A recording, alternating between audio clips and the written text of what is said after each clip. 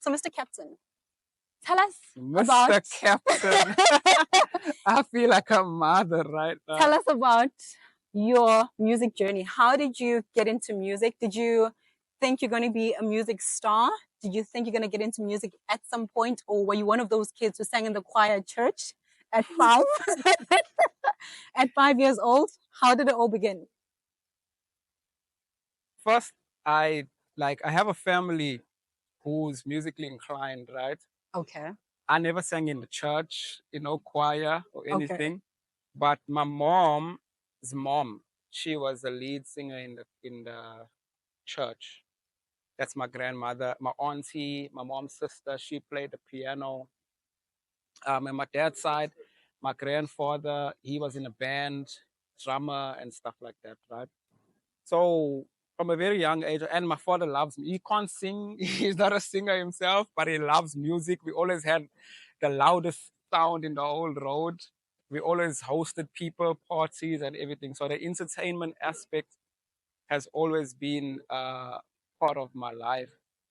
And when I was about, when I can remember when I started writing my own music now, because everybody says I've been doing music since the age of 3, 4, and all that. Yes. Which, yeah, but I said when I started writing my own stuff, I think I was in grade 6, standard 4, and I wrote a song called Manners. It was to the Regulators beat. You know the song? It was a clear black night, a clear blue moon. Doom, doom, doom, Okay. doom. Yeah, and I wrote a song myself.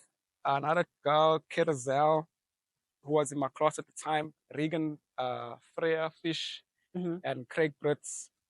It was a school project, so I just wrote that song, and that was the first time I wrote a song, and I remember the class like over enjoying that song. I still remember the chorus. It used to go, manners, we gotta bring it back. Listen up, all my homies, and enjoy the rap. I said manners. Okay. So laka. And Nice. from then I knew, okay, this is something that I like to do. But I didn't really get into music until like later, because I remember I used to like beatboxing in the park, but I went more down the typical colored route, playing soccer, Okay. And then I became a dancer also. Tremaine Trigger Beats will know that very well from our dancing days. So yeah, I became a dancer. I was just doing a lot of things, and then I landed into coming back full circle into music. But it's always been something that's been with me. Wow. The interesting thing is it's coming from both sides of your family. So there was kind of no escape. It's just in your blood. Yeah. Okay, cool. And Freeway Society, because I went on to Google and as soon as I search Freeway Society, Captain pops up. And then there's an article there. So tell us more about Freeway Society. So when I was doing music, Freeway Society came in my twilight years, I think. But I told you that when I started doing music, I was doing it at a young age. And then before Freeway Society was, I have to mention this because shout out to my bros, K Play and TSB, Tyrant Stephen Balland, Keenan Vasachi, and Lucretia Collins actually also. Can't forget about Lucretia Collins. Shout out Lucretia. We started a church group. So we didn't sing in the choir. Okay. Okay. But we were in youth, right? And we started our own group. It was called MSG, Merciful Servants of God. And we used to do this rap music. And we had another guy named Eugene who used to help us with, making the music and producing the music for us. And then we did well with that group, actually. We were very popular and stuff. And then that's when I knew, okay, cool. But then I went into the typical worldly behaviors, going to clubs and stuff like that. Okay. And then some of the guys from the church, EMAC was one of them, K-Play as well. We decided to start this group called Freeway Society. And we just, the name Freeway Society meant we just did music our own way. We were free and it was like a society of people. Freeway Society wasn't just a group of rappers. There was a producer there. There was a artist there, It was just a society of people who wanted to do amazing things and do things differently. And that's how Freeway Society was actually born, to be honest. I just said to the guys, look, let's collectively come together. We had different styles. I remember Kyle Kai was a singer, you know. He had well, he still has a beautiful tone, beautiful voice. Mm-hmm. And then I came with this hardcore brain funk style. I was just raw rapping brain funk because my biggest idol is Chucky from TRO. So that was my biggest inspiration. And I wanted to just do brain funk music because I remember how brain funk made me feel, and it was a part of me. So I came with the brain funk element. So that's how Fluid Society was born. Yeah, Okay. So what's the genre of your music? Is it still same way like you received it from Chucky, your model, or yeah. It's called brain funk, but I think over the years it transitioned to urban brain funk. Um, Brain funk is a genre that is a style of rapping in your mother slang, like in the colored slang. oh yeah, because I'm not familiar with brain funk. Yeah, so it's like rapping in the colored slang, the way we talk in our accent. Mm-hmm. Because most rappers tend to do like this American thing where you rap with the American slang.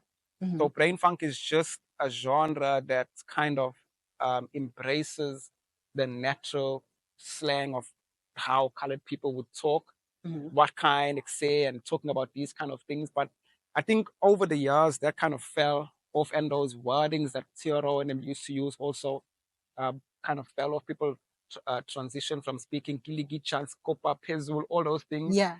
So urban brain funk was more of an urbanized version of it. So I would still rap in my accent and use certain colored phrases, Mm-hmm. but not as heavy. I think it kind of toned it down a little bit. So that's the genre of brain funk that I do. Yeah. Interesting. So how does music influence culture? Like you're mentioning that you rap in your own language or style, way of speaking, but how does music and culture combine, or how does music influence culture?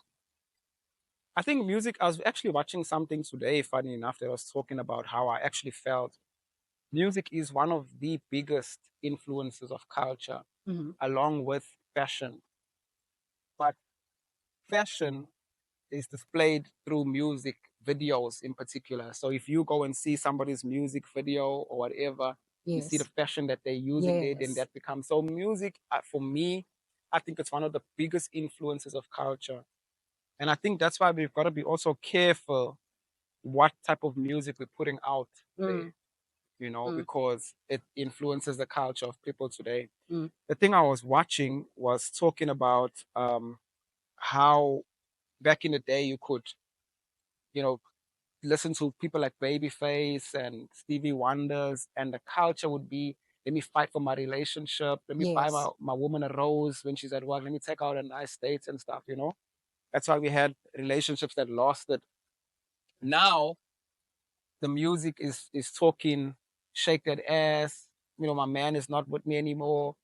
I broke up with him. I don't need my ex. All this, and unfortunately, it's displayed in the culture that we see Mm. today, Yeah. where people are no longer in love. It's all about whatever benefit they get from their own personal endeavors in a Yeah. relationship. You know Yeah. what I mean? So I think music influences culture in a big, big, big, big way. And that's why I think for me it's important. Like my type of music is Mm-hmm. just storytelling. I tell basically the stories that I've been through. So in terms of influencing people, I like to put that type of message out because people can relate to that. And if Yeah. my children listen to that, I will feel a bit comfortable with them being able to listen to what type of music their father put out. Yeah. So speaking of your type of music, tell us about your song Still. Nice beat, by the way. Which one? Still. Oh, So there's your song title Still. Tell us about that one. still as it's an experience that I had. Mm-hmm. I was after somebody, Okay. and I wasn't getting right because this person was like hard to get right. Good person, type of person that you would consider as like wife material. And we did have a moment, and the moment was very short lived, you know. And so she always said, "You must do a song for you must do a song for me," you know. And I remember I and I was still freestyling at the time. So I remember I just freestyled that first verse, that whole first verse that you hear. Because when it comes to slow, mellow beats like that, it's a lot easier for me just to speak. I don't have to really write because the thought process is slower. So you can think about the next thing you're gonna say on the track. You can think about rhyme scheme, syllables, and also with that track, it's very simple. It's Mm-hmm. not a ball heavy track. It's just Yeah. me telling the story. You know, just like I'm telling you a story now, I don't have to think about what I'm gonna say next because Yes. it's a truth, Mm-hmm. and that's a big part of my music. So I did that song, and the first verse I just freestyled and I voice noted it to her over the beats, and then I remember she liked it so much, and I just recorded it. And then, funny enough, that was in the time of when we were still in that good period, when we were still seeing each other in a good way. And then, as I said, it was short lived. So shortly after that, it was over, and then the second verse came from that. Oh, okay. Yeah. So take us through your time in America. How do you move from home and you decide that I'm going to the United States of America? That was a brave move. Take us through that journey.